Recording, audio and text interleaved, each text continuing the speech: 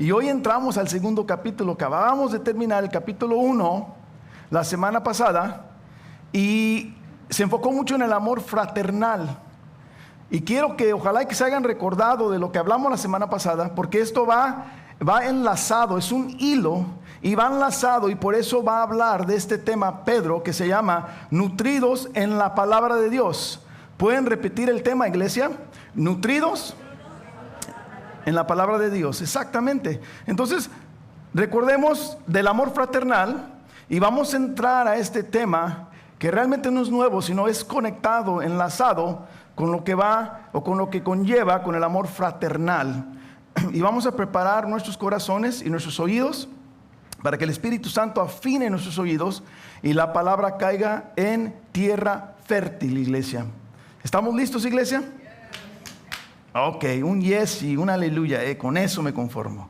Bueno, entremos al tema nutridos en la palabra de Dios.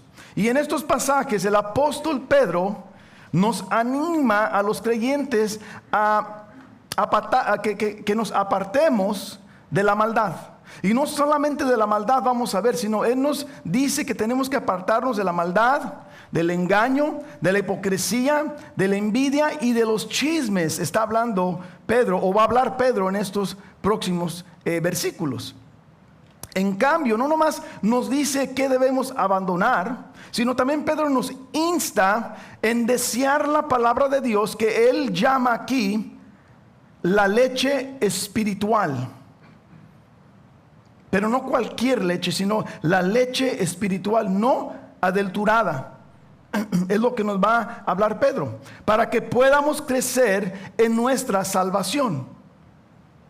Y seremos llevados a reconocer la importancia de alimentarnos todos los días de la palabra de Dios, especialmente en épocas de confusión o de debilidad. Pedro va a resaltar esta importancia de la palabra de Dios.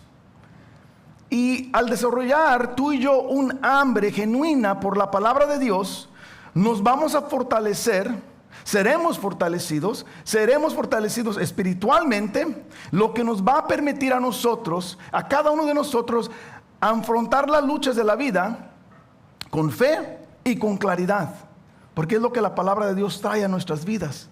Incrementa la fe, nos da claridad, y nuestra salud espiritual depende directamente de nuestra relación con la palabra de Dios. Es lo que vamos a aprender, iglesia, la importancia de la palabra de Dios. Al igual que un bebé necesita leche para crecer, nosotros necesitamos la verdad de las Escrituras para madurar en nuestra vida espiritual, iglesia. Igualmente que el bebé, seremos recordados que Jesucristo es la palabra viviente. Así como dependemos de la leche para crecer, no nomás el bebé, pero muchos aún adultos dependen de sus huesos para su salud, para muchas cosas. Pero más que el bebé, depende ahorita para crecer. Y nosotros también tenemos que depender del pan de vida, que es Jesucristo. Y Él es la fuente de todas las verdades también. Y en Cristo encontramos la plenitud y el alimento espiritual que va a nutrir nuestras almas, porque tenemos que nutrir nuestras almas, iglesia.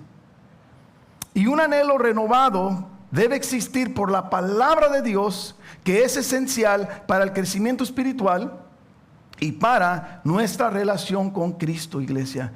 Eso es lo que va a cumplir la palabra. Nos alimentamos el alma y nuestra relación con Cristo va creciendo. Y los versículos que voy a exponer hoy, 1 Pedro 2, 1 al 3. Y dice su palabra de Dios, dice: por tanto, desechando toda malicia y todo engaño e hipocresías y envidias y toda difamación, decían como niños recién nacidos la leche pura de la palabra, para que por ella crezcan para salvación, si es que han probado la bondad del Señor.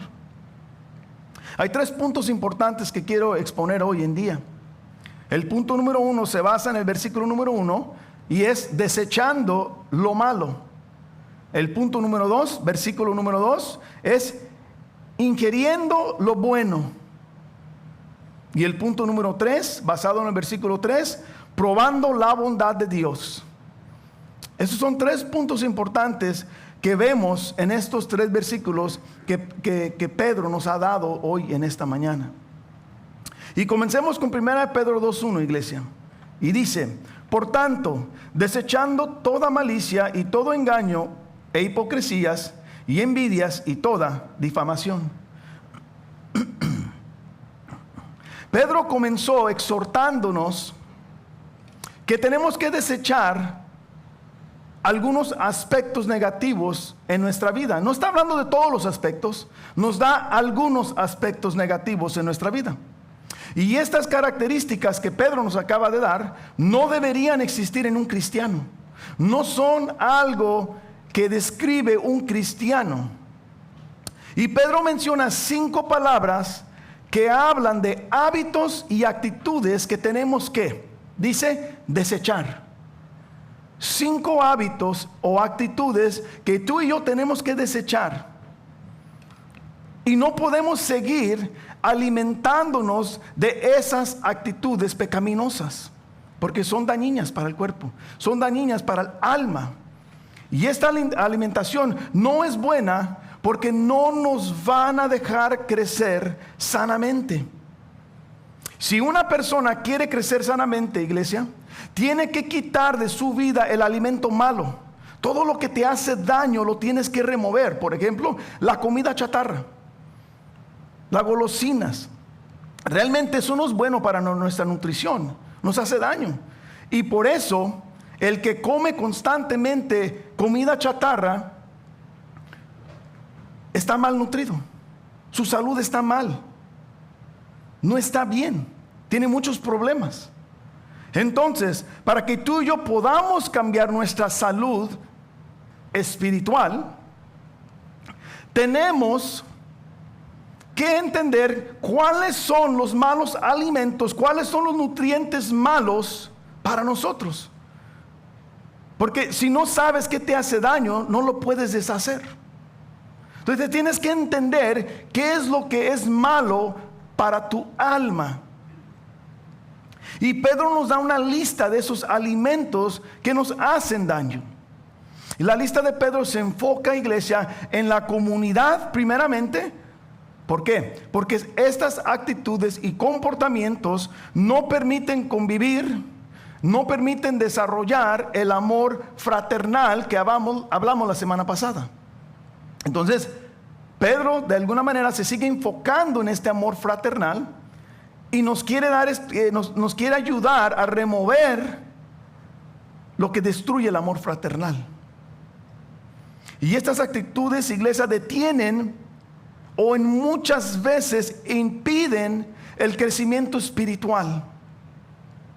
El espiritual individual o el crecimiento espiritual de la congregación. Afecta a las dos personas, tanto la iglesia como la persona. Y por eso Pedro dice, primeramente nos dice, somos exhortados tú y yo, dice, desechar. Eso es lo que dijo primeramente, tenemos que desechar. La palabra desechando habla de una actitud continua, iglesia. Cuando él dice desechar, es un evento perpetuo. No es un evento de una sola vez, algo que haces hoy pero ya no lo haces mañana. No, desechar es algo continuo, algo perpetuo.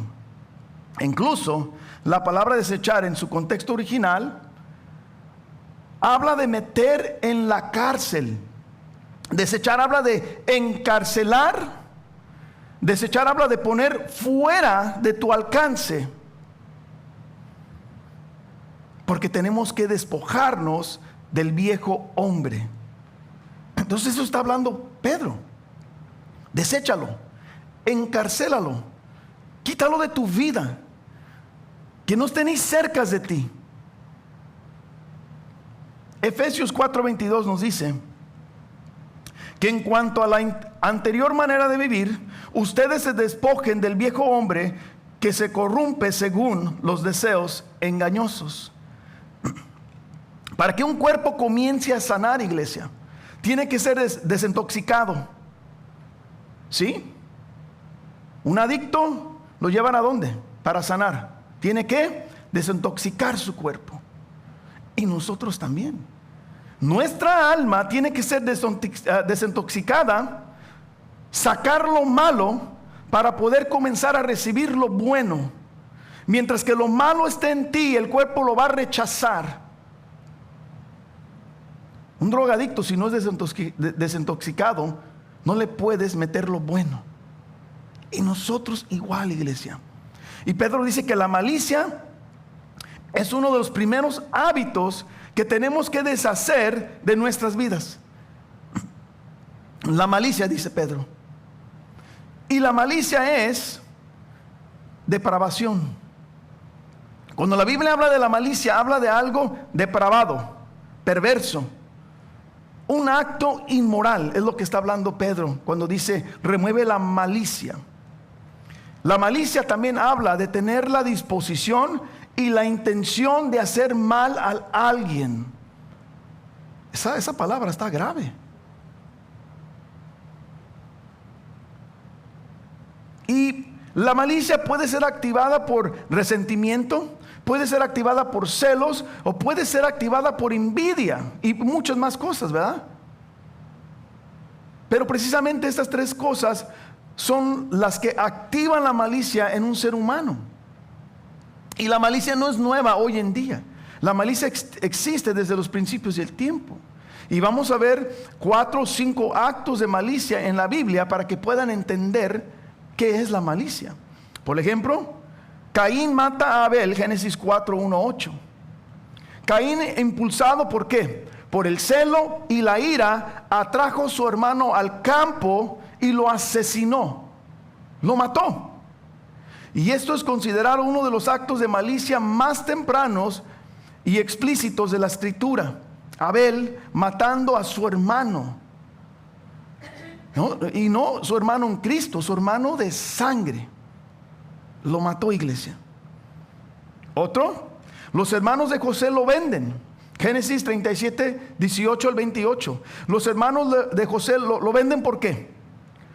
Resentidos por su posición privilegiada ante su padre y sus sueños. Por eso lo mandaron, porque era favorecido ante su padre y porque él tenía sueños que no les agradaban a los hermanos. Conspiraron para matarlo, pero en cambio, ¿qué hicieron?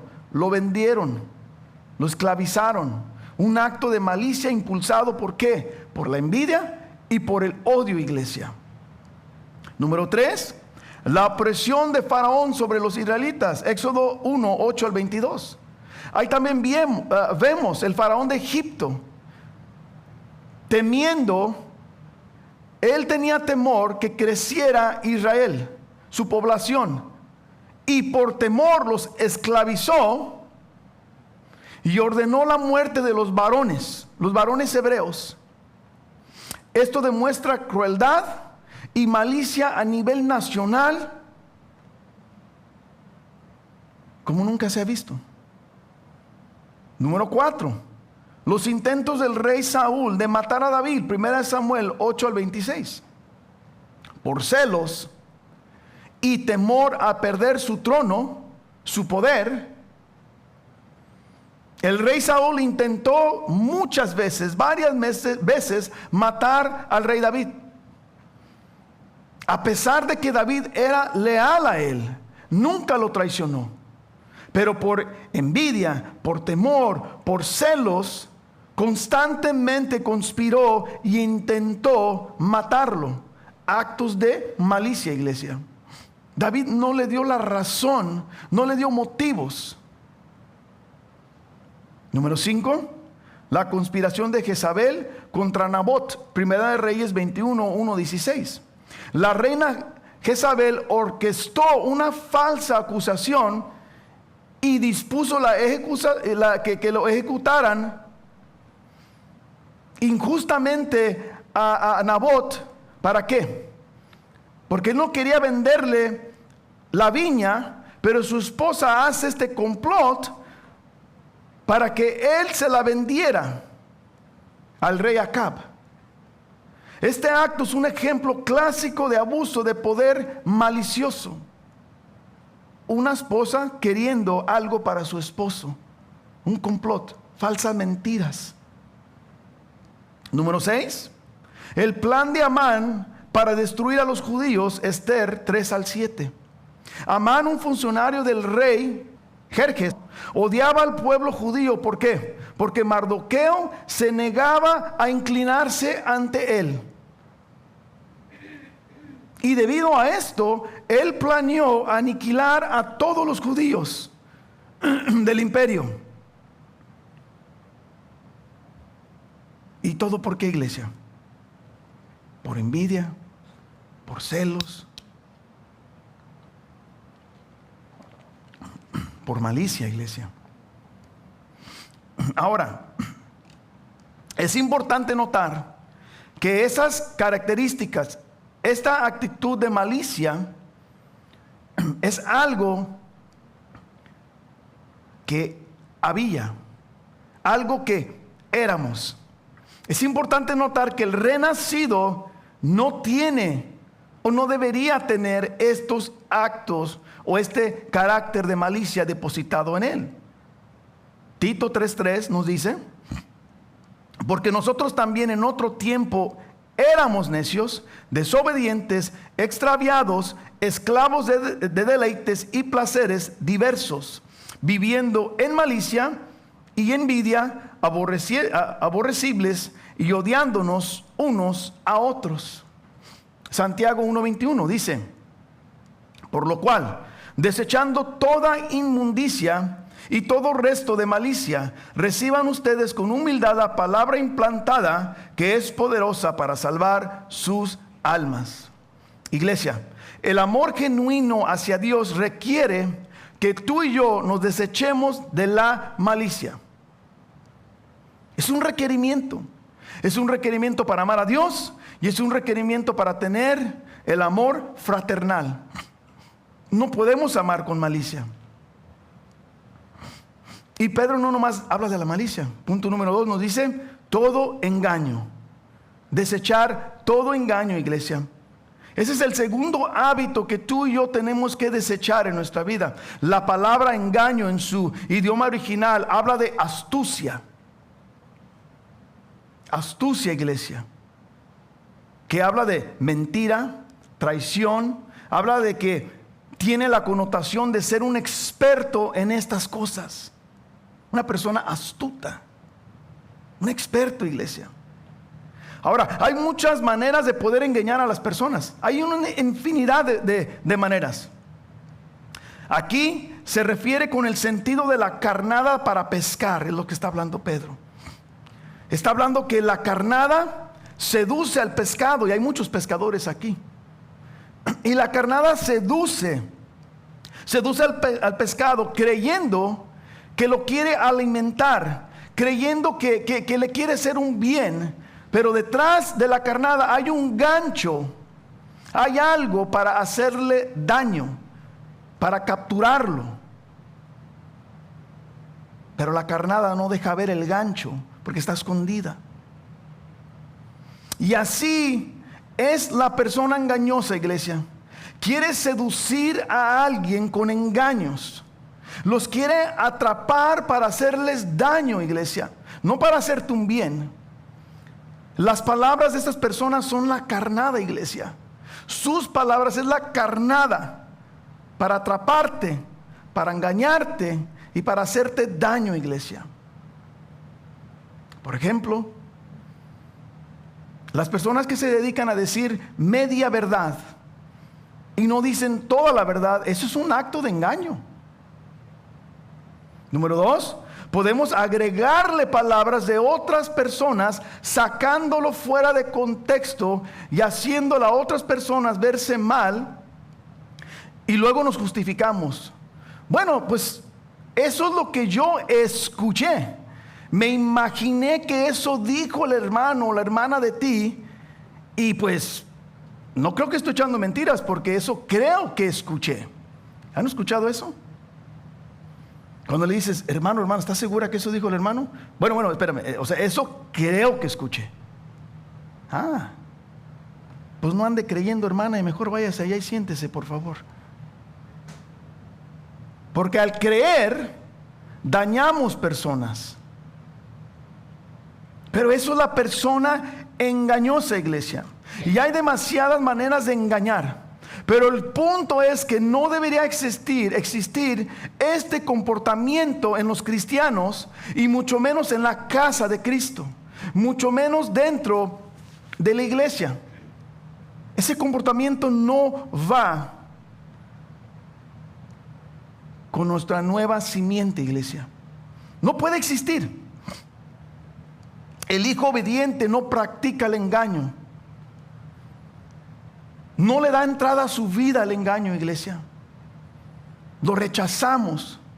¿Por qué? Porque su amor fraternal debe ser más grande y no nos permite dañar a nuestros hermanos en Cristo. Porque nuestro amor es mayor.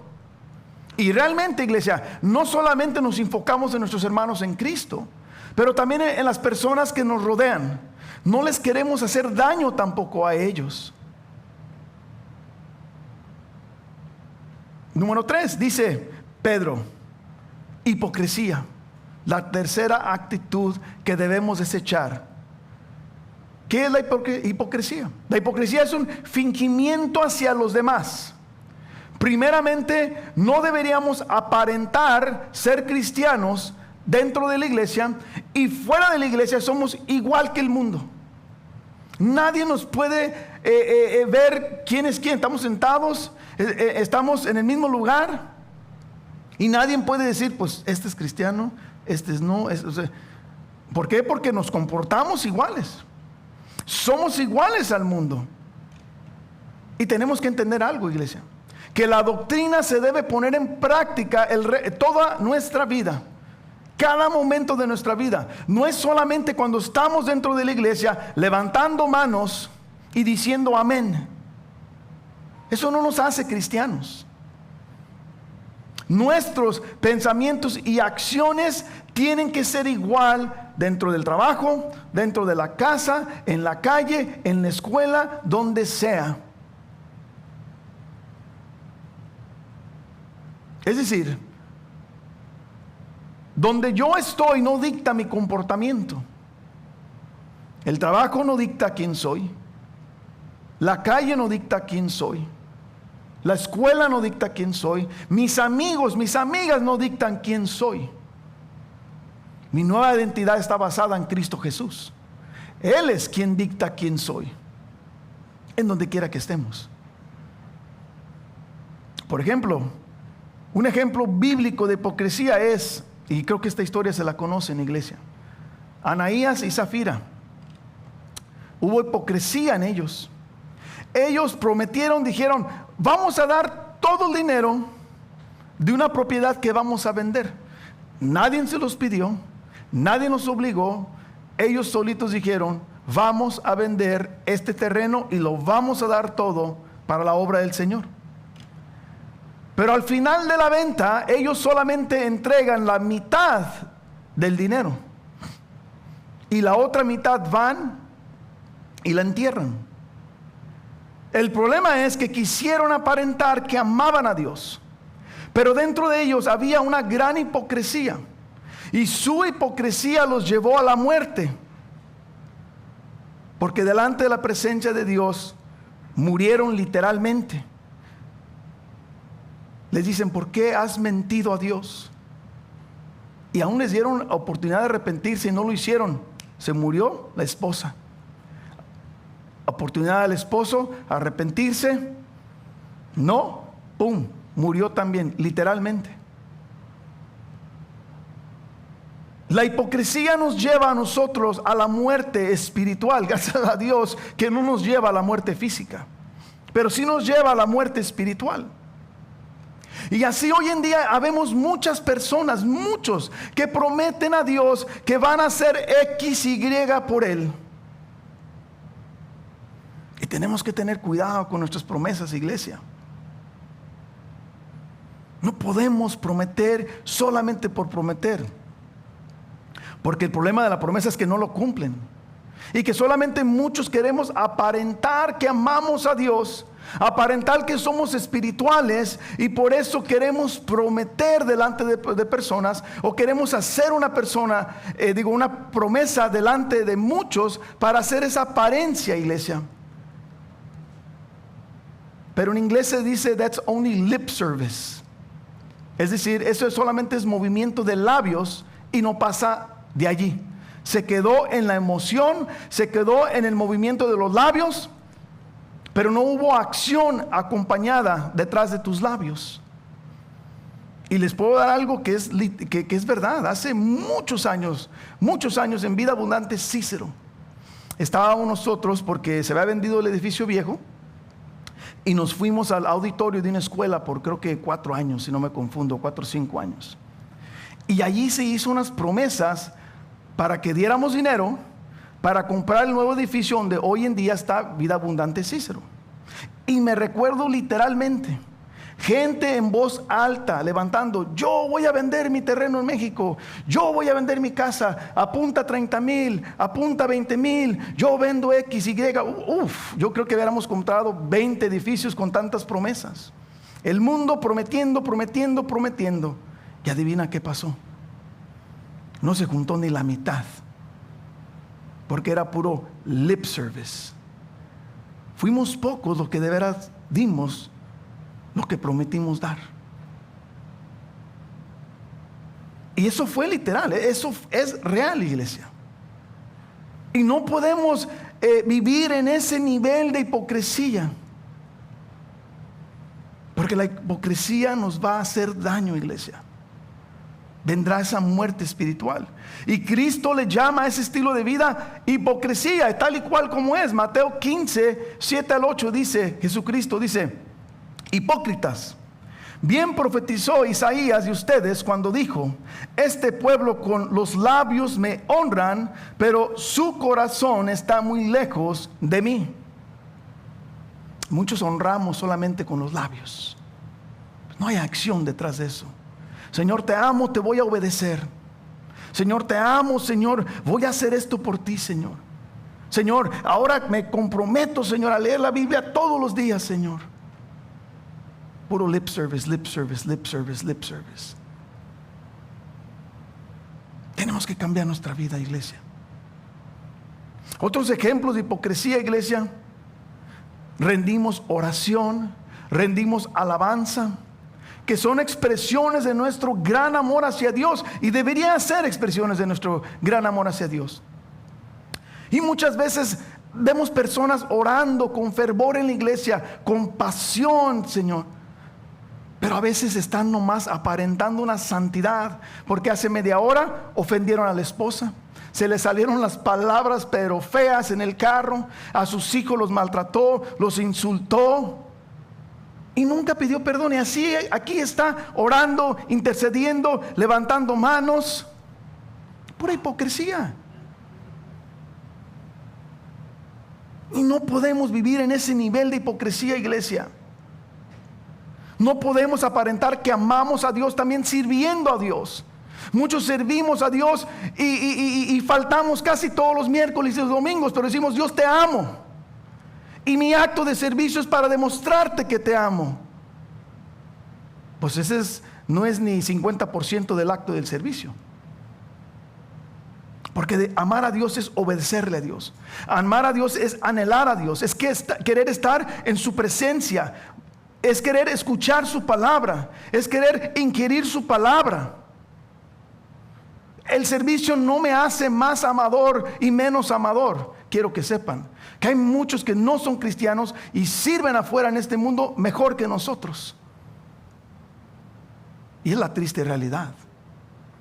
Entonces no podemos vivir en ese nivel de hipocresía, iglesia. Hay ministerios de la palabra de Dios que aparentan amar a Dios dentro de la iglesia. Los ministros, pastores, dicen amar a Dios. ¿Por qué? Porque predican, porque enseñan clases. Pero afuera de la iglesia están engañando a sus esposas, están robando dinero. Hay pastores, ayer lo vi, que lo encarcelaron por robar millones a la iglesia. Y dicen, amo a Dios porque predico los domingos y los miércoles. No, señores, amar a Dios es de lunes a domingo, toda la semana. Tenemos que amar a Dios y no fingir, iglesia. La hipocresía es un obstáculo serio en la iglesia. No es algo ligero. Oh, I'm a reborn Christian. Y ni siquiera vienes 2 veces al mes. Y cuando vengo ni escucho.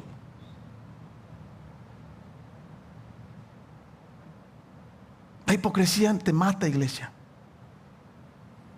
La hipocresía te deja desnutrido, iglesia. La hipocresía oscurece nuestro testimonio ante un mundo que observa y puede ser una causa de tropiezo para quienes están dando sus primeros pasos de fe. Tú y yo podemos alejar personas de los caminos de Cristo. Y la palabra de Dios dice que la sangre de ellos está sobre nuestras manos. Eso es algo peligroso, iglesia. Tú no quieres ir ante Dios con tus manos llenas de sangre, de culpabilidad. Y nosotros somos culpables por alejar personas del camino de Dios. Y la firmeza condena de Jesús contra ella en Mateo 23, 13, 33 nos muestra lo serio que es este pecado. Hay una seriedad, hay una gravedad, iglesia, y debemos desechar toda forma de hipocresía porque es una señal peligrosa de alejamiento de nuestra fe y algo que tiene cavidad en un corazón, algo que no debe tener cavidad en un corazón transformado por Cristo Jesús, porque su palabra nos ha enseñado que Él ya ha removido la simiente podrida, la simiente vieja, y nos ha depositado una simiente nueva, nos ha puesto un corazón nuevo, iglesia, y en un corazón nuevo no puede habitar nada malo, iglesia, no puede. Tenemos que despertar, iglesia. Mira lo que dice Charles Spurgeon. Dice: la hipocresía es ineficaz. Brasas encendidas no pueden ocultarse bajo las vestimentas más lujosas. Se delatarán con humo y llamas. Tampoco los pecados predilectos pueden esconderse por mucho tiempo bajo la profesión más acentosa. Tarde o temprano se descubrirán y quemarán tristes agujeros en la reputación del hombre. El pecado necesita ser extinguido en la sangre del Salvador, no ocultada bajo el manto de la religión. Sí, iglesia. Y nuestro manto lo ocultamos muchas veces en el servicio, en obras, servicio de labios. Ese es nuestro manto. Pero ¿qué dice Spurgeon? Tarde o temprano va a hacer agujeros en nuestro manto la hipocresía, y la gente se va a dar cuenta quién realmente eres. No podemos vivir con un manto de hipocresía, iglesia. Porque ¿sabes por qué? Porque el gran yo soy ya sabe quién somos. Y cuando nos exponga, ahí es cuando viene el problema. Número 4 dice, la cuarta actitud es la envidia, dice. Tenemos que considerar la causa de la envidia y también la raíz de la envidia, que es el orgullo, dice la palabra de Dios. Gálatas 5:26 dice: no dejemos que la vanidad nos lleve a irritarnos y a envidiarnos unos a otros. También nos demuestra la palabra de Dios que viene de la avaricia. Proverbios 28:22 dice: el hombre avaro corre tras las riquezas y no sabe que la miseria vendrá sobre él. Es la palabra de Dios. Y a pesar de la razón, iglesia, porque puede haber muchas más razones, pero a pesar de la razón, la envidia es un fruto de la carne. No es un fruto del redimido. Es un fruto de la carne, iglesia. Y la envidia llevó a vender a quién, a José. Lo vendieron por envidia, iglesia. Corrompe nuestra vida. nos lleva a provocar o a causar problemas, a separar relaciones, en sí nos lleva a practicar el mal, la envidia. Porque es mala, no es buena.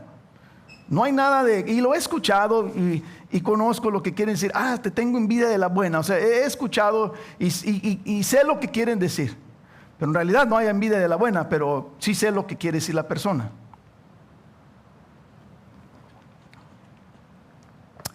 Esa envidia, iglesia, no nos va a dejar ser felices, nunca. Esa envidia nos va a encarcelar en la amargura. Y en vez que nosotros, que dice Pedro al principio, encarcélala, deséchala, ponla fuera de tu alcance, la envidia nos encarcela a nosotros y no nos deja ser felices. Cuando vemos un hermano que ha logrado algo, que un hermano ha sido bendecido más que ti, o más que tú, o más que otros, viene la envidia luego. La amargura. Ay, Señor, ¿por qué ese hermano que ni siquiera conoce Génesis 1:22, Señor? ¿Por qué ese hermano, Señor, que ni siquiera viene los domingos, nomás viene en Easter y viene en resurrección, Señor? Viene la envidia. Yo no sé por qué. Si Dios lo hizo, Él sabe por qué. Y tenemos que alegrarnos por las bendiciones de nuestros hermanos, por las cosas buenas que Dios hace en ellos, ser felices, celebrar con ellos. Pero no, viene la envidia luego. Saca uno el cobre, como decimos. La envidia fue la razón por la cual los líderes judíos se entregaron a Cristo, iglesia, por la envidia. Mateo 27:18. Porque él sabía que lo habían entregado por envidia. Marcos 15:10. Porque sabía que los principales sacerdotes lo habían entregado por envidia. Iglesia, no hay justificación en nosotros en por qué vivimos en envidia. Ante un juez imparcial jamás podrá ser justificado. Tu hermano tal vez podría sentirse mal por ti y decirte, it's okay, está bien. Dios no te va a decir, it's okay, está bien. Y si uno ama a sus hermanos, tienes que decir la verdad. Hermano, hermana, no está bien que usted viva así. No sea tan amargada, hermana. Viva feliz, viva alegre, viva contenta. Porque Dios no nos va a decir eso. Ahí ya es momento de juicio. Y la quinta actitud negativa es la difamación, que se llaman calumnias. Son las calumnias, iglesia. Y esto habla de las personas abusivas, personas que demuestran una falsedad, personas que dañan la reputación de otras personas. Y muchas iglesias están llenas de murmuración y difamación, como creo que no existe en las calles, iglesia. Desafortunadamente y tristemente es una realidad. A veces queremos hablar de los demás. Fíjate, este es el hermano astuto. A veces vamos a un círculo de oración, ¿verdad? Y decimos, oye, quiero pedir oración. ¿Por quién, hermano? Ay, es que me da pena, híjole, Señor. Pero bueno, pues les voy a decir, somos hermanos en Cristo. Es que mire, quiero pedir por el hermano porque tiene una deuda grandísima. Todo porque quiere cumplirle los deseos a su esposa. ¿Cómo ven? O sea, hay que orar por él para que Dios le ayude y le dé discernimiento y ya no tenga tanta deuda. Ya lo expuso. En su querer hacer bien, en su querer orar por supuestamente el hermano, expone todo, lo difama por querer traer un bien supuestamente. Y todas estas acciones pecaminosas no se van a desaparecer por sí mismo. No es algo que se va a ir nomás, despójate mágicamente. No, iglesia. Estas acciones pecaminosas nos llaman a autoanalizar nuestras vidas, a analizar nuestra conversión, a analizar nuestros motivos, y nos lleva, después del análisis, a arrepentirnos. No te quedes en el análisis, porque somos buenos para justificarnos, iglesia. Buenísimos somos. Pero el análisis te debe llevar al arrepentimiento, porque tu vida está mal con Dios. Y si de veras hay un renacimiento en nosotros, si somos realmente de la familia real, tenemos nosotros que aspirar, crecer espiritualmente. Debe haber, Pedro dice que debe haber un gran deseo, debe haber un gran anhelo en nosotros. Y esto existe en la persona nueva. Y todo cristiano debería confiar en sus hermanos en Cristo. Tú deberías confiar en mí, yo debería confiar en ti. Pero la triste realidad es que muchos no confiamos en nuestros hermanos que están hoy en día aquí sentados.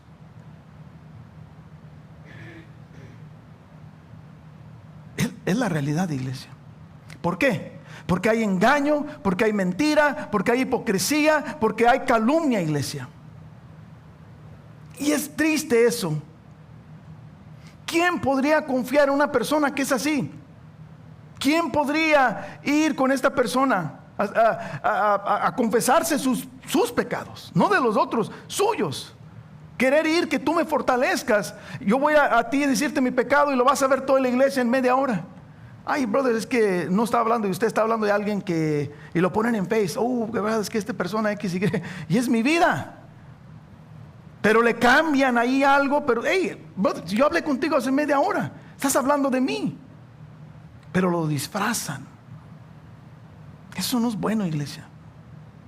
Debemos estar autoanalizando todos los días atentamente nuestros motivos, nuestras emociones y qué es lo que nos está impulsando a una vida de envidia, a una vida de malicia, una vida de engaño y una vida de hipocresía. ¿Qué te impulsa? ¿Qué te lleva allí? Y ponerle un alto, iglesia. Un alto a todo eso. Así vamos a tener una iglesia sana, relaciones sanas. Pero lo principal es que vamos a agradar a Dios con nuestra vida, iglesia. Vamos a agradarle, iglesia.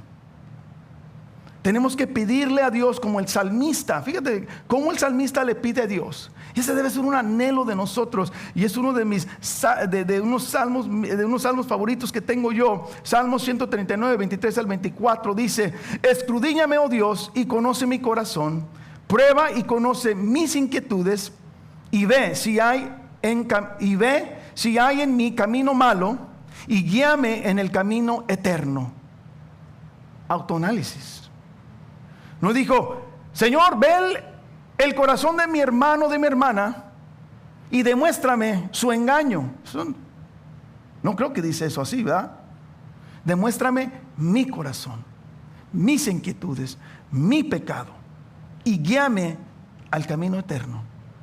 Efesios 4:25 dice: por tanto, dejando a un lado la falsedad, hablen verdad cada cual con su prójimo, porque somos miembros los unos de los otros.